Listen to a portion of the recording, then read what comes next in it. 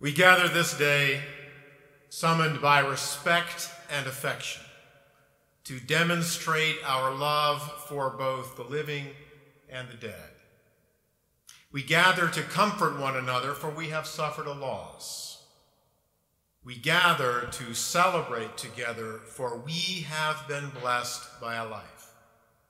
With love and gratitude, we gather this day. May peace be upon this house and all who gather herein. Friends, thank you for making time on this beautiful spring afternoon to be part of our service. It is indeed loss that unites us today, but it is a shared love that binds us together. We are gathered here to celebrate the life of a good man, Ed Harris.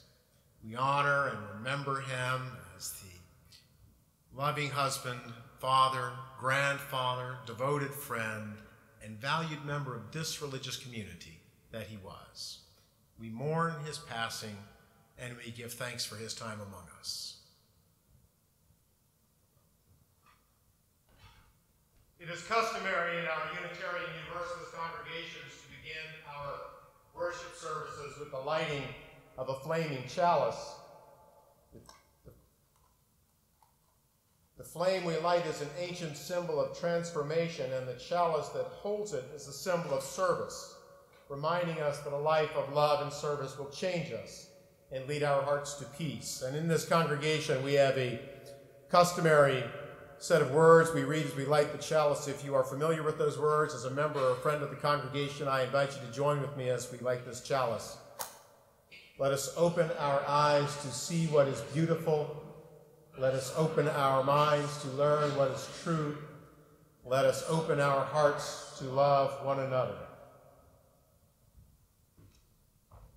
The other thing we do as a religious community is join our voices in song, and that was something that was of particular importance and value to Ed. And so as we honor him this afternoon, I invite you to join with me in singing a familiar hymn, Amazing Grace, the words of which you'll find in these gray hymnals in the seat in front of you, or perhaps under the one you're sitting in. It's number 205.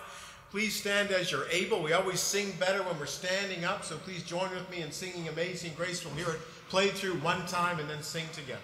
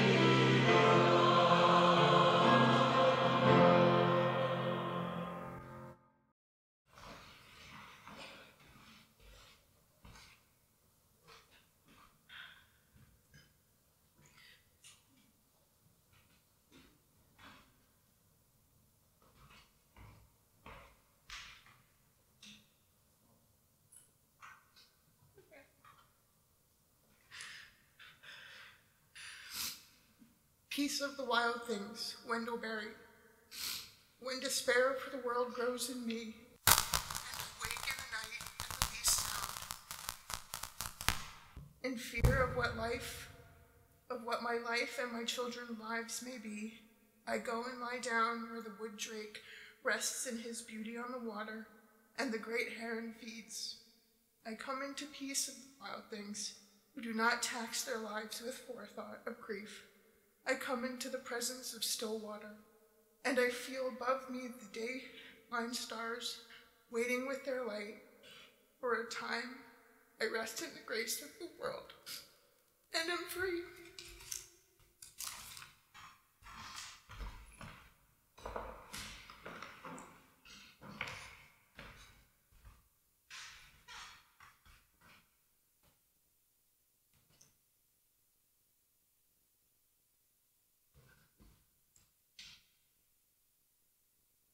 For a time, I rest in the grace of the world and am free.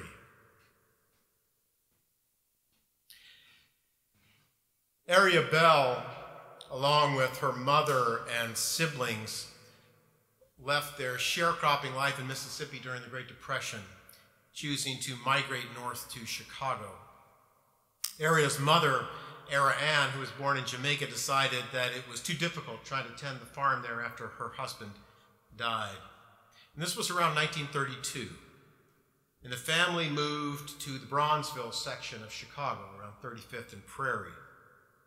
It's a time when many black people from the American South were streaming north to find opportunity, to find freedom, to escape oppression and persecution in the Deep South.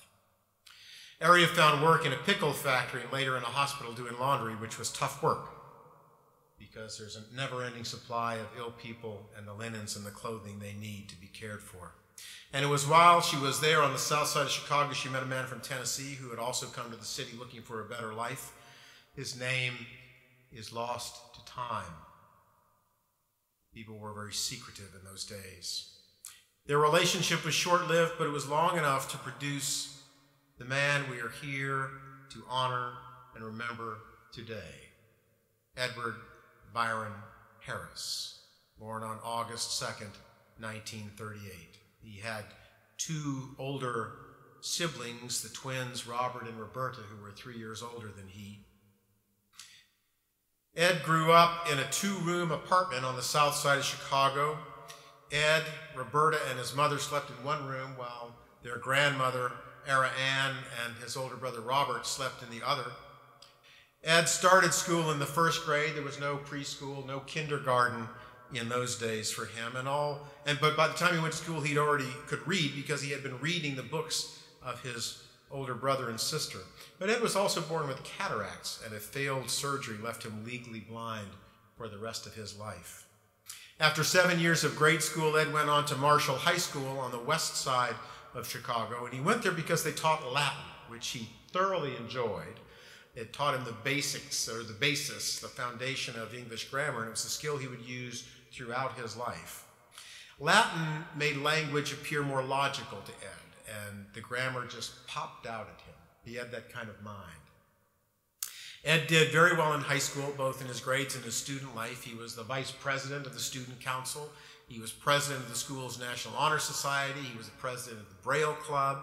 He was also a member of the swimming group, the Conservation Committee, and a member of the executive board of the Chicago chapter of the American Red Cross. Age 16, when he graduated from high school, Ed received the Mayor of Chicago's Youth Foundation Award, which was a $500 scholarship for college. And in 1954, $500 was big money. And he was also awarded the American Legion Award as Marshall High School's most outstanding boy. He received the Bausch and Lomb Award for the most outstanding science student, and he was considered by his teachers to have been the most popular boy in his graduating class, age 16. A local Lions Club heard of his achievements, and they offered to pay his full college tuition, and Ed declined, saying, "I appreciate your offer, but there are so many deserving students who don't have a way to go to college that it would be nice if you gave the offer to them." Sounds like the man you knew. But Ed went to college. In fact, Ed went to the University of Chicago on a full academic scholarship. And at the time, at first he began to study physics and chemistry under Harold Urey, who you may remember as a Nobel Prize winner in chemistry and also one of the scientists who worked on the hydrogen bomb there in Hyde Park. But Ed soon became enamored of the social sciences, and so he changed his major. And this was to become a theme in his life. He would study a subject very intensely, but he wouldn't quite complete it, and then he would move on to the next area of interest for him. So after having shifted his focus to social sciences, he changed his study to Islamic civilization, and he did that under the guidance of one of the top researchers of the time, a man named Marshall Hodgson. And Hodgson launched the Islamic Studies program at the University of Chicago in 1957, and prior to that, Islam was not systematically or seriously studied by any universities in the United States, and maybe even in Western academia. And Ed felt very special at the University of Chicago because the school was on par with Ivy League schools like Yale and Princeton, and he was on the cutting edge of scholarship in every field of study. And at that time, there were 1,200 students in the entire university. Now, in contrast, when I took my classes at the University of Chicago Divinity School more than 20 years ago, there were about 12,000 undergraduate and graduate students at Hyde Park. And last year, the University of Chicago admitted 3,000 undergraduates into its freshman class. So for Ed to have received a full scholarship to such a prestigious school was a sign of his extraordinary brilliance at that young age, and it was, of course, a brilliance that continued his entire life.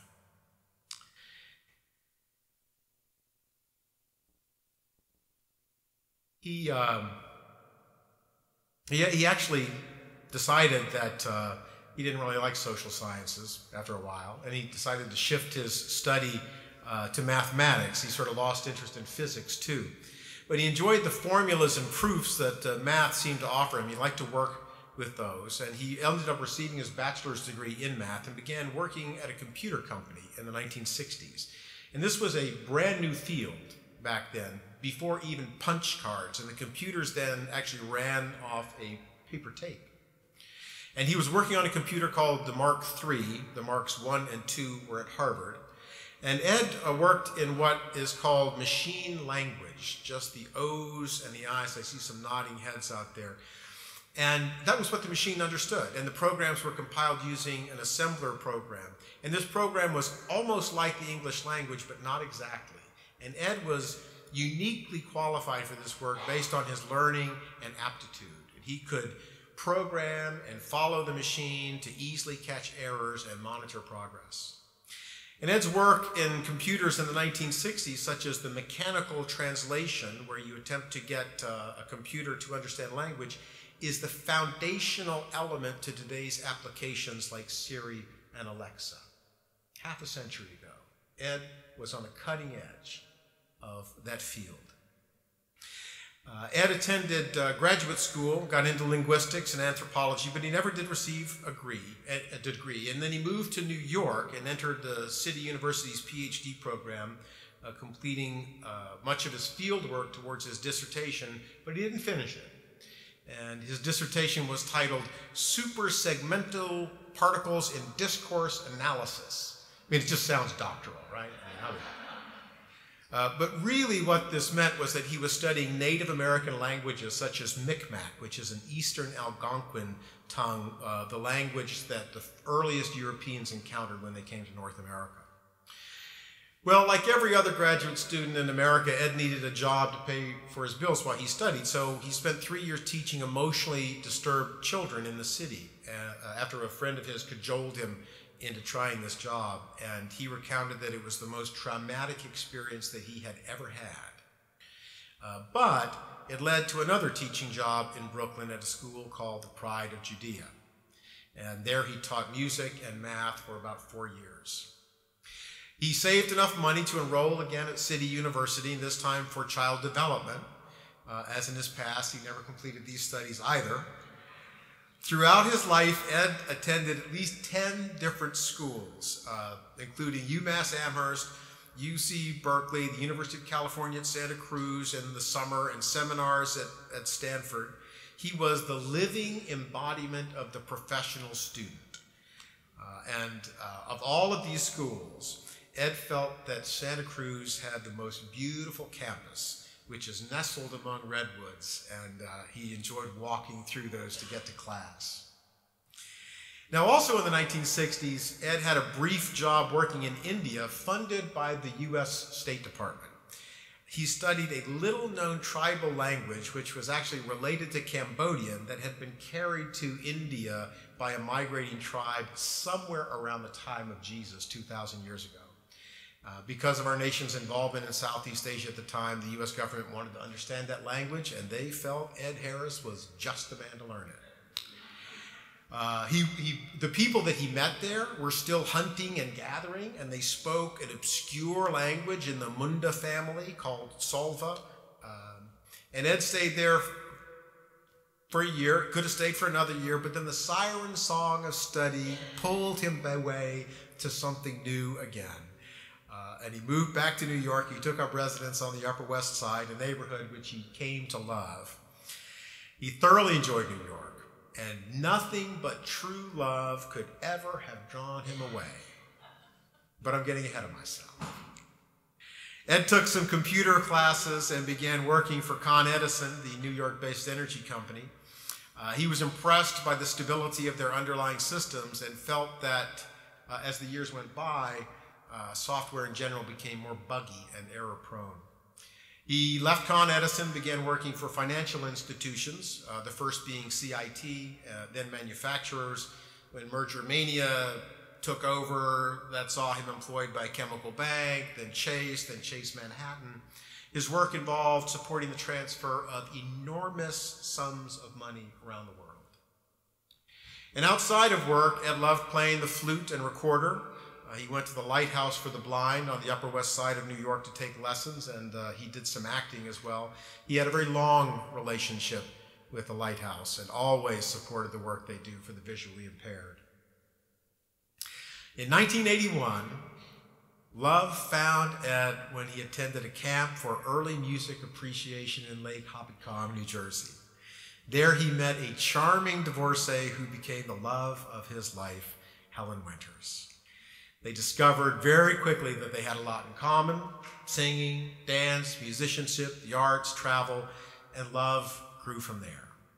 Helen also played the recorder. She was a music therapist and had a background in early childhood education. And though Ed loved New York and didn't really want to leave the city, he loved her more.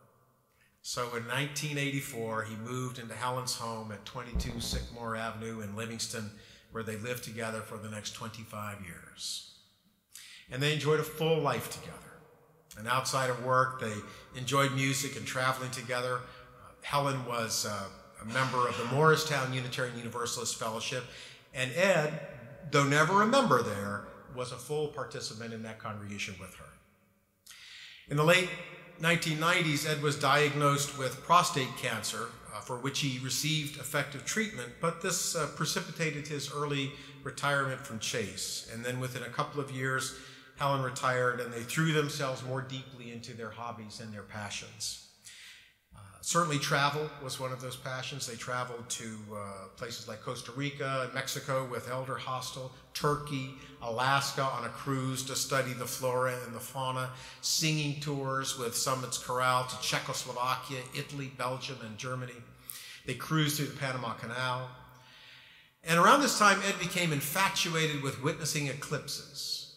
And he would travel around the world to place himself in the ideal location to view the event. And when you go into Fletcher Hall for the reception, look at the pictures that the family has put up there, and you're going to see an eclipse.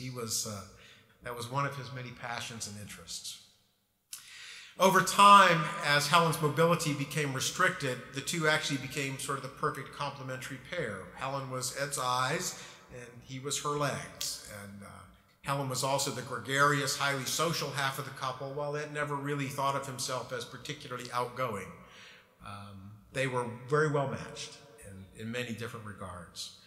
And then in 2008, Ed made a trip to China without Helen, which actually should have been a sign that not all was well. And sadly, Helen died quite unexpectedly in April of 2009 of heart failure. And this was a crushing loss for Ed. A little over a year later, in June, on June 13th of 2010, Ed joined this congregation. Unable to drive, Ed relied exclusively on public transportation to carry him around the area and then into New York. And over time, this became increasingly difficult in Livingston. So he chose to move to Montclair, and in 2011, he moved into the Montclair Inn just up the street from here, which, to its credit, this congregation helped to found many years ago as a residence for seniors in town. And this was when Ed's engagement in this congregation really increased. He sang in the choir, he was active in the men's group, the Etude Club, the solo UUs, and the poetry group. As a convener of the solo UUs, he would compose this humorous poetry each month to invite participation into the monthly programming, and then he would read that poetry to the poetry club. And one of the members of the congregation recalls how Ed, who wore those enormously thick glasses, would hold books and papers right up to his face to see him, and then he would read poetry as fluidly and as beautifully as if he had memorized it by heart. He was unfailingly kind, extraordinarily modest, especially for a man of his accomplishment, talent, and learning. Deeply curious with a thirst for knowledge, gentle, funny, and he possessed a genuinely happy disposition. He could talk about genomic science, quantum physics, the history of the English language, the abstract beauty of math, but he was never intimidating or condescending, and he shared his vast knowledge with grace, humor, and respect for the person he was talking with. It was all these qualities and more that made him so endearing. Ed was well loved by all who met him, and he rarely uttered a discouraging word about anyone. He enjoyed his life, but he always wished that he had accomplished more, like maybe a professorship in linguistics. And it's amazing to me that a man who grew up under such challenging circumstances, presented with such significant obstacles, who overcame those to achieve so much, how he could still feel that there was more he should have done. Ed was fiercely independent, resourceful, clever, and open-minded. Once he moved to Montclair, he walked everywhere. He took the bus or the train to the city. He almost never took a cab anyplace. He had a partial hip replacement. I think it was in July of last year, after which he promptly took a trip to the South Pacific to go see a solar eclipse. So rather than independent, the word irrepressible comes to my mind. Unfortunately, not long after his return from the South Pacific, another irrepressible force asserted itself, and that was a recurrence of his cancer.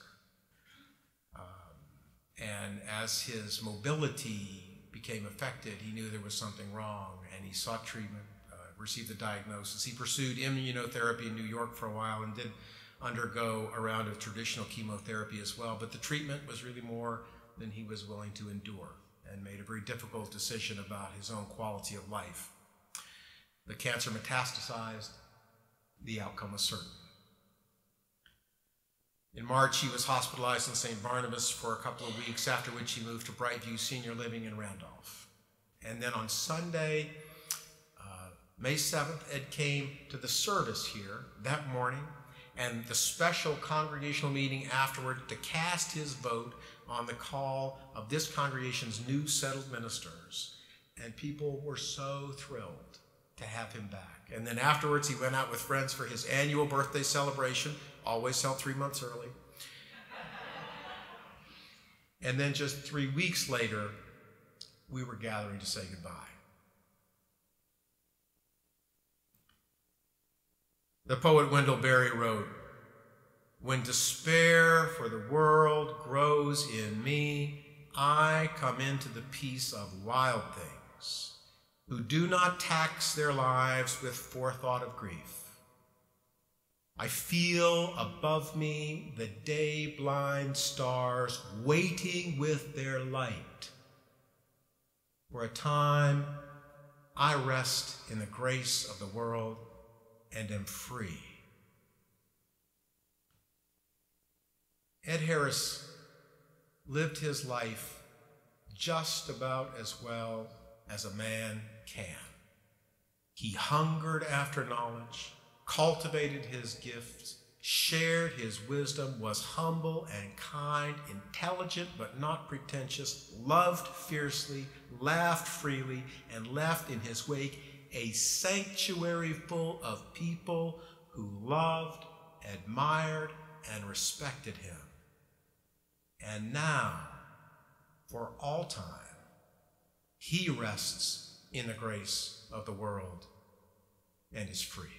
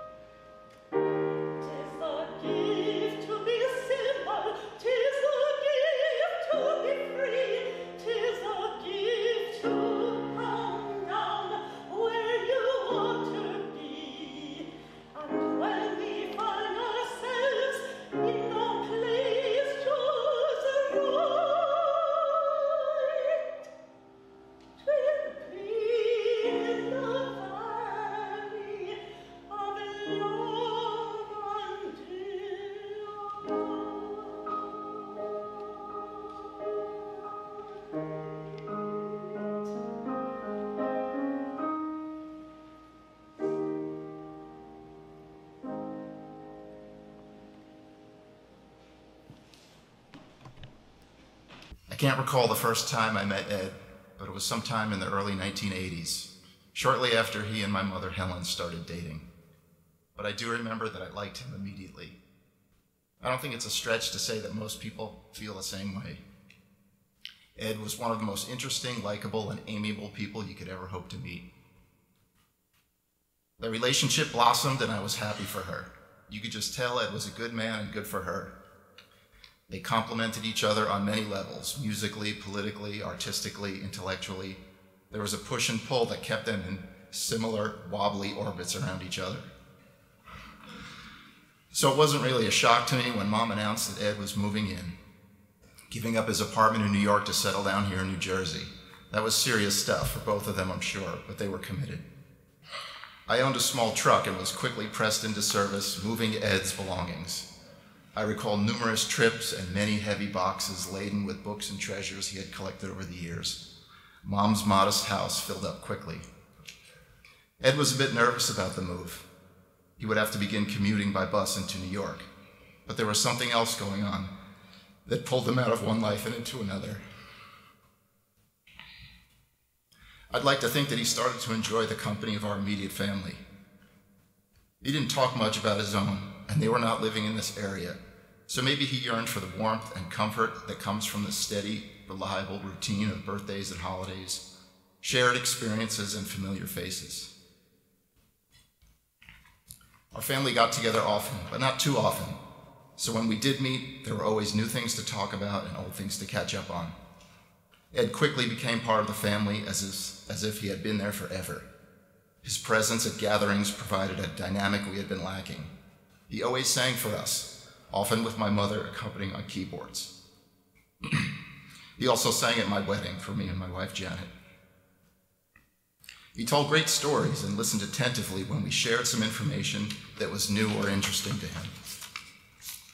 And so the years passed this way until they both retired and spent more time doing things like traveling with Elder Hostel, which immersed them in transformative learning adventures. Ed loved learning new things constantly. It's what kept him sharp and engaged with life. Together they went folk dancing and sang with the Summit Chorale, visited with grandkids, and attended events in New York. Shortly after my mother passed in 2009, Ed decided to move here to Montclair. He liked the fact that he could easily travel to New York and to also be part of this congregation. He and Helen were members of the Morristown congregation, and he seemed eager to resume the camaraderie of like-minded people. My sister Jennifer, her husband Jim, and I helped him move this time. Downsizing from a 2-bedroom house to a studio apartment wasn't easy, and he had amassed quite a collection of stuff, such as trinkets, electronic gadgets of all sorts, books, kaleidoscopes, instruments, sheet music, computers, stereo equipment, tools, notepads filled with ideas, and many half-finished projects. And books. Did I say I'd like books? All of these things reflected his personality and interests. And so he squeezed into the studio apartment with a smaller version of his stuff, rebuilt his life, and carried on. He also carried on being part of our family. It just made sense, and no one ever thought that he wouldn't. Ed was family, and that was never questioned. I enjoyed helping Ed. He was always good, cheerful company. Rarely, if ever, did you find him in a bad mood. Sure, on occasion, someone or something might have gotten under his skin, but disparaging or discouraging words did not seem to be in his vocabulary. He laughed at himself and the world easily, and then all ills were quickly forgotten. Ed was always on his way to or returning from an interesting event or journey. He was always moving. He kept busy, and that's the way he liked it. So it was difficult to watch him decline in health because he had to forego some of the simple pleasures he had previously enjoyed, like running out to the movies or enjoying a meal with friends. He transitioned a few months ago into assisted living, and again, we were there to help him move. He picked new furniture and brought his essentials with him, including the stereo equipment. But he never lost that mental sharpness. We all know a little bit about many things, but Ed knew a lot about everything. Anytime a subject was mentioned, Ed's ears would perk up and he would pause briefly. You could just see the hard drive that was his brain start to spin. Mental file cabinets would slide open, neural networks, long dormant, would spark to life, and then Ed would speak. And he would enlighten you with his knowledge. A walking encyclopedia was this man. He had either read about it, sat in a lecture about it, watched a documentary about it, or did it himself, no matter what it was. Ed was the most schooled and intellectually well-rounded person I've ever met. But he was also the least intimidating. He never sought to overshadow you or best you. And when he was wrong, or you filled in a missing piece for him, he accepted the feedback with poise and dignity, and then pressed you for all you knew. And today, all of us here are together to help Ed move one last time, no longer encumbered by earthly belongings, but instead with the lightness of a soul set free to rejoin the universe. We all have his spirit now within us, the grace and wit, charm and humor, the fire of constant learning and aspiring to higher places. Knowing Ed has been a gift, and for that I will always be grateful. I'm going to read a remembrance submitted by Ted Bukowski, who read to Ed weekly at the Lighthouse Guild in New York City.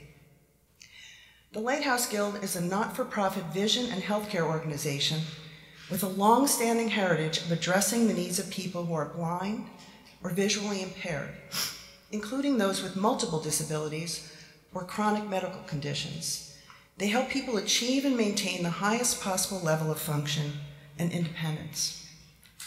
Ed had a long relationship with the Lighthouse, not only as a user of their services, but by giving back in the form of teaching classes to others. So this is the quote, the letter from Ted. I was a volunteer reader at the Lighthouse who enjoyed a warm friendship with Ed Harris for 12 years. Although I could not be at the memorial service today, I want you to know how much I valued Ed's intelligence, warmth, curiosity, courage, and resilience. I was truly saddened to hear of Ed's passing. Remembering the hours we spent together at the Lighthouse Guild for the Blind every Wednesday morning from 10 a.m. to 12 p.m., I'm amazed at the wide range of subjects we covered. Ed asked me to read books and articles to him about evolution, linguistics, medicine, science, history, politics, movies, poetry, and short stories. Not only did we glean much knowledge from our sessions, we also traded personal anecdotes and shared a few good laughs as well. I admired Ed's can-do attitude. In spite of his visual impairment, he traveled the world, held responsible positions, and loved to attend plays, films, and concerts. He appreciated music and sang in a choir. The last words that I read to him were from a book by Isaac Asimov, who analyzed Shakespeare's play, Hamlet. I read aloud the quotation by Horatio. Good night, sweet prince, and flights of angels sing thee to thy rest. As we parted for the last time, we smiled, shook hands, and bid each other a fond farewell. I miss him greatly and will cherish my fond memories of this remarkable man. Thank you.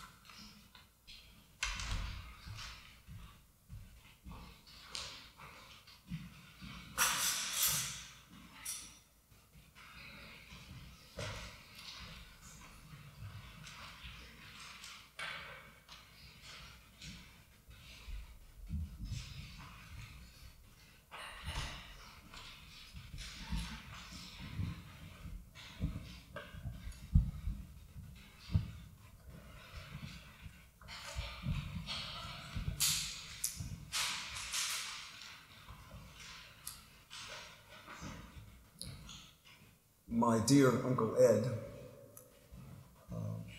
like his great love, my Aunt Helen, Ed was an astrological Leo, an August 2nd Leo to be exact.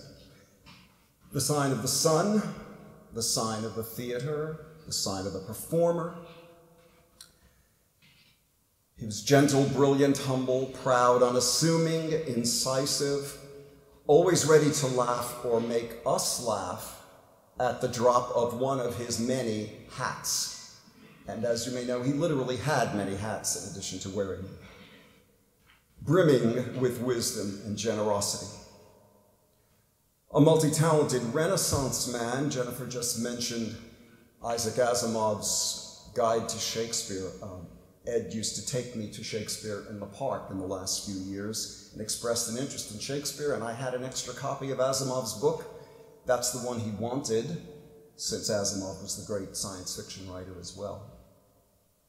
A man of music, science, language, philosophy, and wit, the best kind of teacher, as mentioned, because he was a lifelong student. I wonder if his Leo sun sign was one of the reasons he wandered around the world, spending so many years following the sun on its many journeys of solar eclipse, along with his sun sign companion Helen. But Leo is also the sign of the lion, the sign of the king. And though a crown is a chapeau he would surely have been too shy and humble to ever think of wearing, in the realm of knowledge and curiosity, of insight and empathy, of fellowship and humanity, of hilarity and humility, he ruled. He was a king.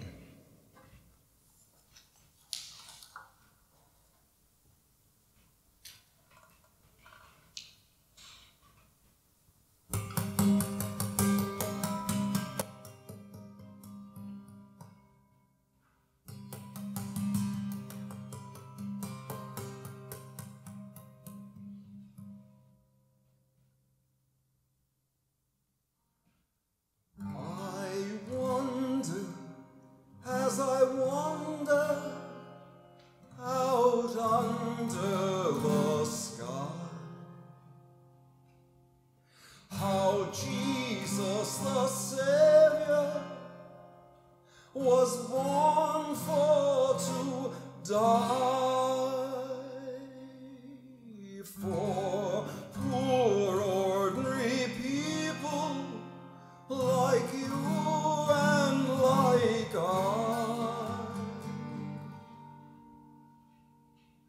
I wonder as I wonder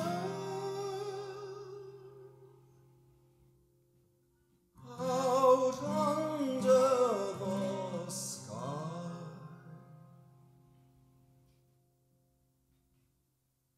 When Mary birthed Jesus, 'twas in a cow stall, with wise men and farmers and shepherds and all. And high from God's heaven a star's light did fall,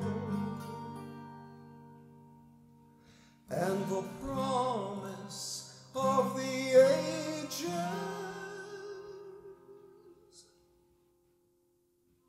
they then did recall.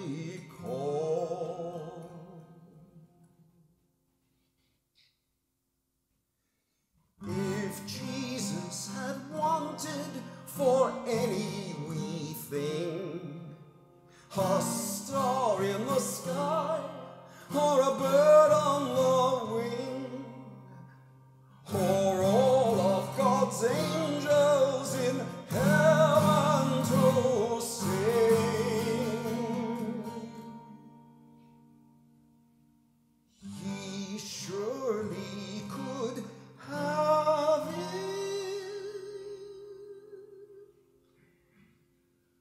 'cause he was the King.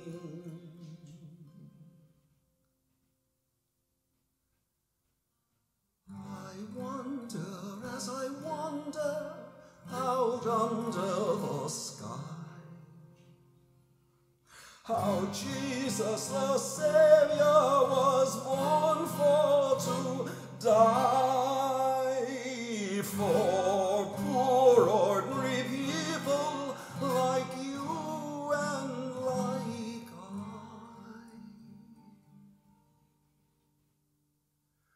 I wonder as I wonder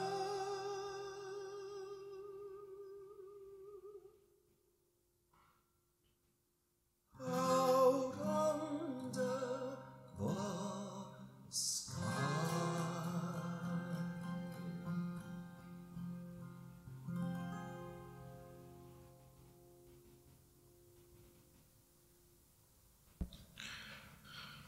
I'm going to modify some of my comments because I don't want to repeat things that have been said in some areas. But, you know, I would say that you're getting a pretty good picture of what Ed was like for those who didn't know him well. I spent a fair amount of time with him in the last few years. We became pretty close. We participated in some of the same things. For example, we were in the solo UU group. We were in the men's group. His major other areas that he participated in were the poetry group and with the choir. But he was interesting. He was deliberate, and sometimes he was impulsive. And I guess we're all like that in a way. But the process by which he went to decide, you know, on Montclair and on, and it was very interesting because he had thought about his need to get into New York relatively easily with a lot of options. When he moved here, and when he was moving here, and when he initially was in Montclair, he would go into the city 2 times a week for sure, maybe 3 or 4 on occasion. And he was very mobile. When he came to Montclair, he walked most of the blocks around the downtown area and the train stations and the bus stops and everything to get a feel for where he would feel comfortable. And he never seemed, his patience, I think, ran off in terms of waiting. He wanted to move sooner than later, and he thought, at least he expressed to me, that moving to the Montclair Inn might be an interim. He hadn't decided that, but he would have time to look for other places. As it turned out, it probably was in many ways a good selection, in the sense that that the energy and the amount of effort it would have taken to maintain his own food production and eating would have taken a fair amount of his time, and by having that at the Montclair Inn made it a little easier for him. But he got out enough to try other foods and enjoy those, so that he wasn't the regular diet wasn't as big a problem that it might have been otherwise. When I think about my preparation for today and my thoughts, he was attractive to me in the sense that his mind was always working. He was questioning things. He was asking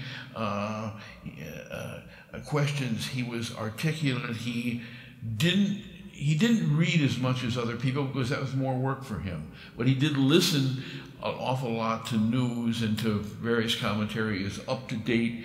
He would decide about movies that he wanted to see based on reviews, and most people hadn't even had a chance to look at the reviews.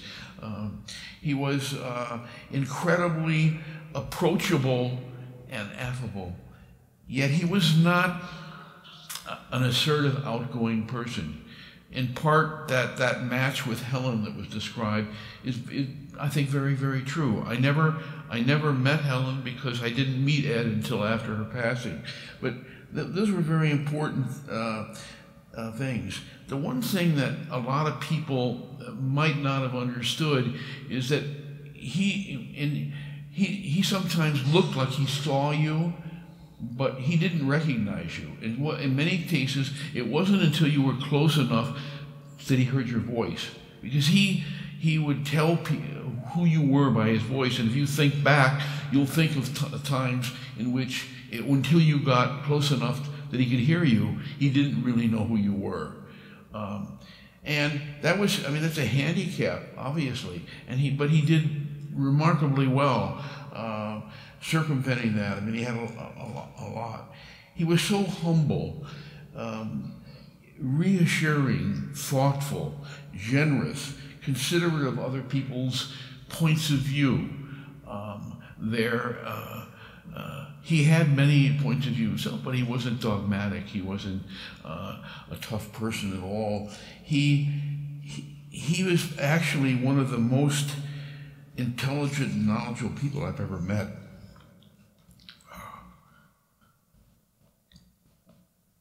We discovered in our relationship that we had many overlapping interests. His interests were eclectic, and so were mine. Some of them overlapped and some of them didn't. But we had great fun with people and politics and graphic arts and architecture and music. And one of the things we were always curious about is how people who came to the U and to other places, how they got to where they were in terms of their belief system. How do they get from somewhere else or nowhere to here? And we always found that as a fascinating process. And most people were very different. We both had a restless curiosity about, foods and sights and places and new experiences. Music, Ed was, as you read or have heard, was quite a musician. It's interesting to me that, that so much thought went into the service that it opens with a recorder and closed with an organ, two of the things that Ed loved. And that's not accidental, I'm sure. I enjoyed music, and I enjoyed various kinds of music. I was a big folk fan, and still am. Ed was a folk fan for older folk music, but not for the newer singer-songwriter necessarily, although there were exceptions to that, and sometimes finding that exception was fun. He had one of the places that he had, besides being connected at Muff, he had also gone to the Folk Project. And Folk Project is now housed at Muff and was for the first few years of, or his last few years in Livingston. They moved, I think, in 2000. I think this is their 8th year, but I'm not really sure. So we would, and he had no way to get there from Montclair because he couldn't take Access Link because the plan in here of matching public transportation, the hours didn't. So he could get there, but he couldn't get him back. So we would often go there. He introduced me to, for years, since the mid-1980s, he was a member and a participant in Mostly Music. By participant, I mean as a part of the audience, which is a chamber music program that started in New Jersey. It was in a couple of venues. It is now back to one venue, but he really loved that, and it was a tremendous thing. He also loved, you talk about when he mentioned the redwoods in his comment, he loved the outdoors, and we would go, we went to at least 3 or 4 of the arboretums at various times in New Jersey because we enjoyed that. And he's a great lover, and he talked about plants he had picked out for the yard, and which were failures and which were successes, and things like that. We were also somewhat close because we were both hearing challenged, and that's affected a number of things. One is we were not fond of going to restaurants where there was a challenge to hear what was going on from your neighbor, the person you came with or whatever. So we quickly avoided those, and in some cases insisted that the group we were with avoid it. The other thing was that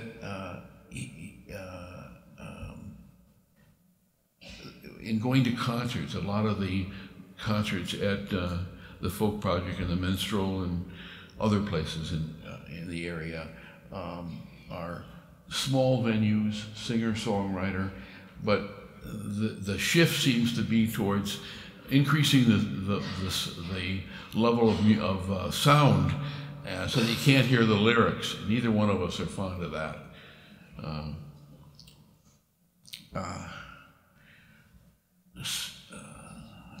not going to talk about it. I think as part of the presentations today and the discussion, you've heard something, but I want to say a little, as not part of the family, that I think that Helen, her children, their spouses, their children, and the extended family have done a remarkable thing in embracing Ed. It meant an awful lot to him. It's really a foundation for him that was very important. So to that I say thank you. Somebody, and I know he said it in his own way many times, but it's visible to others. I have 3 quick sort of stories to share that are a little bit more specific about some things. One is that the solo U group you've heard about. Well, a lot of people, even connected with the U, don't seem to understand that it's not, and it was never a singles group. It was more a solo UU group. The people were soloed by either circumstances or choice, and they needed support and a peer social contact kind of thing. And in some cases that might mean babysitting for somebody, or going to the store, or getting some medication, or being there for years. And that was a very important thing. And at some point, the singles group was really quite active, and Ed was a regular attendee of the monthly meetings and the birthday celebrations, which are two of the remaining things. There sometimes were others. We had taken a trip on a Circle Line cruise as a group, and it was a chance to interact. But Ed took over sort of the group's coordinator and spokesperson in the last few years. And during that time, except for the last few months, or half a year or so, there were these monthly reminders, usually in the same week, and they were verse. And so I'm going to read you one from June 14th, 2013, that Ed wrote. Dear Solos, how sweet spring will leave us soon. The birds of May have made their spoon. How they flit and light o'er all their ground, guarding goods for nests they have found. If you, like they, can hardly rest, too wound up for better rest, conjuring ways to release and relax, lounging for just a personal pax. On the evening of the Ides of June, a week after spring's new moon, when thus to labors you've paid your dues, 'tis time to gather with the solo you use. Now that created a buzz, not just that one, but on a regular basis. I got a buzz because, people had reactions to certain parts, and they said, I don't want to read these, except I don't want to read regular emails, but I love reading these. Wouldn't miss them. A second one is that in terms of music, one of the places that Ed and I started to go to on a regular basis were the Christmas sings at the Sacred Heart Basilica in Newark. And every December they hold a week or two before Christmas a wonderful seasonal band and choral concert and community sing. And they're really spectacular. The lights go out, the candles are up. It's just, it's a great experience. It's usually about an hour and 15 minutes. It's just wonderful.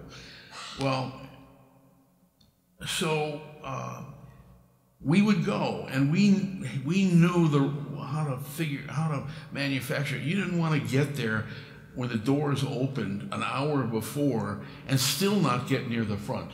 So we figured out how to do that because we watched very carefully and saw that the reserved area was always larger than the number of people who showed up there. And if we waited in the aisle, that was the place to go. So we would go there, and we went there once, and now people from all over the country, travelers, other people come to these things. They've gotten a real reputation. And so this young woman comes up to us and says, well, what are you waiting here for? Is there something going to go on? And I said, well, we're hoping to be able to go into this section. And she said, well, I'm here living in the area, but my mother and my mother's neighbor from the middle of Iowa are here with me, and can we wait here too? So we got into this, we had 10 or 15 minutes of a conversation, and Ed was, just like, telling them how to go about it, what to do. And so it was a wonderful thing. We waited. They actually got seated in the row in front of us. But they leave leaving and say thank you, thank you, thank you, because it's better to be in row 15 than it is in row 100. And there's no such thing as reserved seats. I assume that there are reserved, however, for people who, have connections within the church. The third story I want to tell you about, for a long time I've enjoyed the small venue singer-songwriter thing, as I mentioned. And I have a singer-songwriter, among others, that I'm very fond of. Her name is Lucy Lipansky. She's one of my favorites. I've seen her, 25, 30 times over the years. So I had a conversation with Ed about, his background and connections. And I said, why don't you come with me to the Lucy Lipansky concert. It's down in Westfield at the Coffee with a Conscience thing. And so, he goes. When we arrive, I had prepared for this, by the way. I said, when we arrived, I slipped one of the staff members an envelope to pass to Lucy. And I knew that when the concert started that I caught her attention, because she came out holding my note, which she set down right next to her. And when she finished that set before the intermission, she said, "Is there an Ed Harris here?" Ed's in the second row and raises his hand. She said, "Please, don't leave here till you see me." So after the concert, we went to see her. It was interesting because there was somebody else sitting next to us who was familiar with, because we got into a discussion with them, had been on a project researching Micmac language thing. And I said, oh my gosh, how could that happen in the middle of New Jersey? Anyway, so we get there, and Lucy and Ed and I meet, and she was shocked, surprised beyond words that Ed was one of her father's students at the University of Chicago in 1955 or 1956.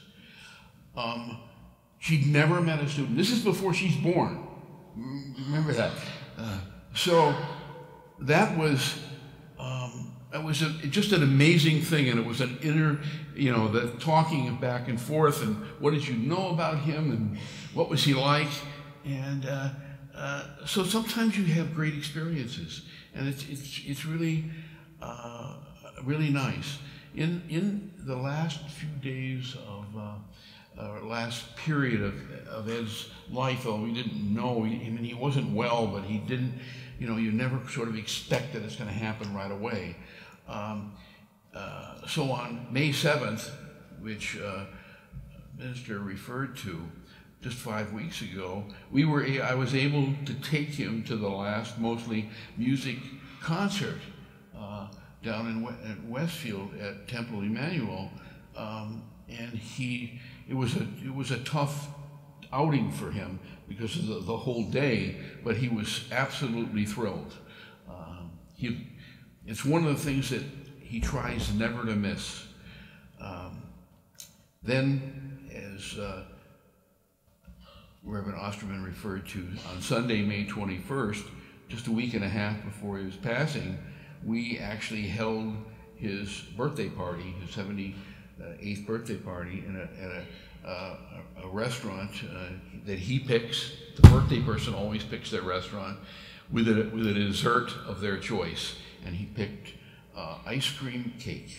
The first we'd ever had of that, but I knew he liked ice cream, and he actually, other than having the soup, he really focused, and samples from other people's food. But it was a great day, and I remember taking him back, and it was long, back to the assisted living, and we talked a little bit. He's lying in bed. I'm trying to organize some of the stuff I brought back, because he got some presents and things, most of it which were food, sweets. He likes sweets.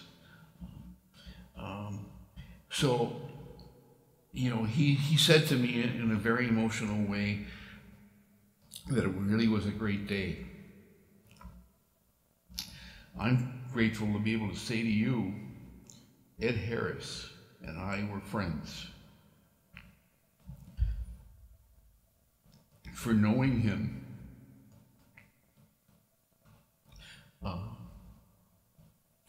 my life was enhanced. Thank you. Good afternoon. I'm Lou Dodge. I'm here to represent the thoughts and remembrances of our men's group, of which Ed was an important part, I believe, just about from the time he started coming to our congregation. I'm wearing this tie this morning because it reminded me of Ed, his vibrance, his personality, and his love and his energy. We're here to, as someone once said, praise Caesar. And in Ed's case, that is particularly appropriate because he never praised himself. A humble man, he was sometimes perhaps a humble, caring, and kind man. And that's just the start. Today, we met this morning and we spoke of our remembrances of Ed. Some of them, a seeker, an explorer, a searcher. Ed actively pursued the beauty of the universe, traveling throughout the world to see the latest lunar or solar eclipse. I remember one time we were concerned because people were trying to get in touch with Ed for several weeks and no one could reach him. And we were very worried that something had happened to him. And when we finally did get a hold of him, he said, "Oh, well, I was in Australia seeing an eclipse of some kind." And this was just typical Ed. He would go wherever he needed or wanted to go, something that was important for him to see. He never let his eyesight, the problem with his eyes, deter him from anything that he wanted to do, anything that was important for him to do. He had an array of interesting experiences. The music he loved, the instruments he played, his singing voice, which we had the pleasure of hearing often in our choir. Finding a flute camp. Who ever knew that there was a flute camp? Ed finds a flute camp that he goes to. And it's just one of the many things that this man did. There may have been subjects that Ed didn't know anything about, but nobody in the men's group could ever find any. Nothing stopped Ed from experiencing the beauties of life, which he loved so intensely. Whether it was neurolinguistics or math, physics, art, German folk songs, Iranian poetry. Just a few of the things that were of Ed's, among Ed's many, many interests. And Ed just didn't have a cursory knowledge of things. He had a deep knowledge. He knew. And having a conversation with Ed was thrilling. You learned so much. I once found something he didn't know anything about. I tried to talk to him about ZZ Top, and I played some music. And he wasn't impressed. But I kind of felt that. At least I got something he doesn't know. Ed shared himself with everyone he met. He gave us all a part of the great universe that was Ed. He touched each of us in his own unique and special way, a lover of life and humankind. He gave himself to everyone. Somewhere Ed is looking for a rainbow, or chasing an eclipse, or playing a flute. And I just want to close with this. These words were written by one of our men's group members, Dan Silver, and I think it's very appropriate. As I close my eyes, it is just so clear. Ed is a man of true love, true warmth, true honesty, true humility. Ed, I see you clearly and see someone I will gladly hold hands with, have a beer with, sing a song with, and laugh till the lights go off. What a guy. Cheers.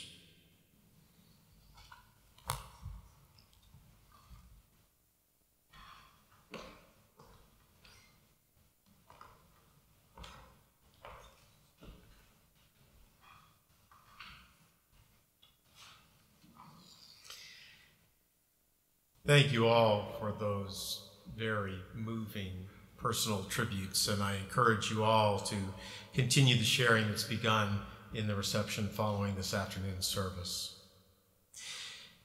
Now I invite you to join with me in a moment of prayer.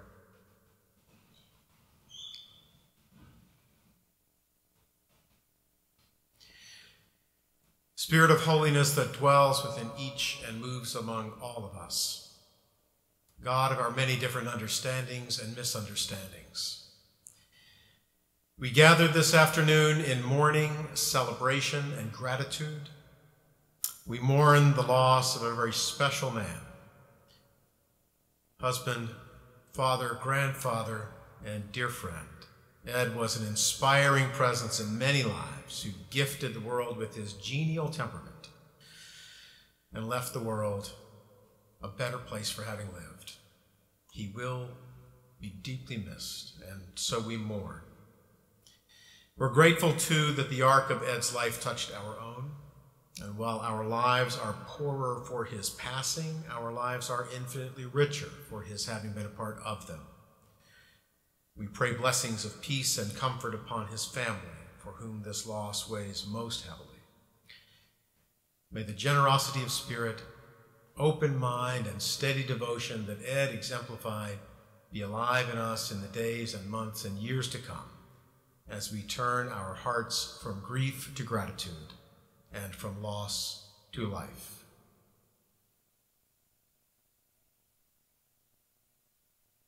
Amen.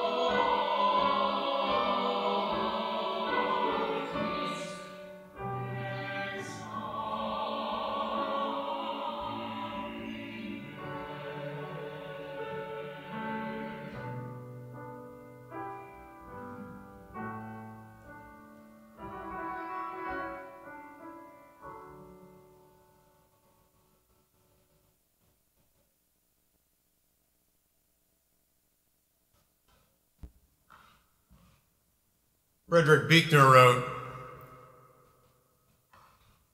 "When you remember me, it means that you have carried something of who I am with you, that I have left some mark of who I am on who you are. It means that you can summon me back to your mind even though countless years and miles may stand between us. It means that if we meet again, you will know me. It means that even after I die, you can still see my face and hear my voice and speak to me in your heart. For as long as you remember me, I am never entirely lost." Please join with me in singing the hymn Spirit of Life, which you'll find in this great hymnal, number 123. We will hear it played through once, and we will sing it together one time. It has a single verse. Please stand as you are able.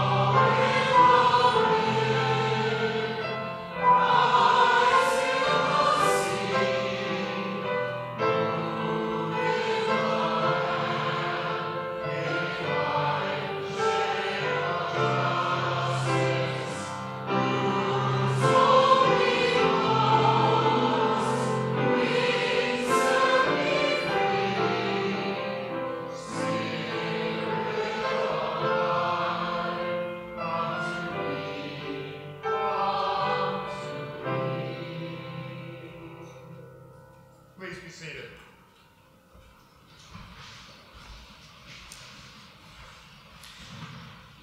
Friends, thank you for being part of our service today. And in this brief time together, we've only just begun to capture the fullness of Ed Harris's life. He is indeed and with us, and he will be brought most vividly to life through our continued sharing. And so I invite you, following the service, to join the family in Fletcher Hall through this door for a light reception following the service. And as we go forward from this time together, let us carry with us Ed's memory in our hearts. And let us also take with us these words of Paul's to the Philippians. Whatever is true, whatever is honorable, whatever is just, whatever is pure, whatever is lovely, whatever is gracious, if there is any excellence, if there is anything worthy of praise, think about these things. And as you do, may you remember Ed.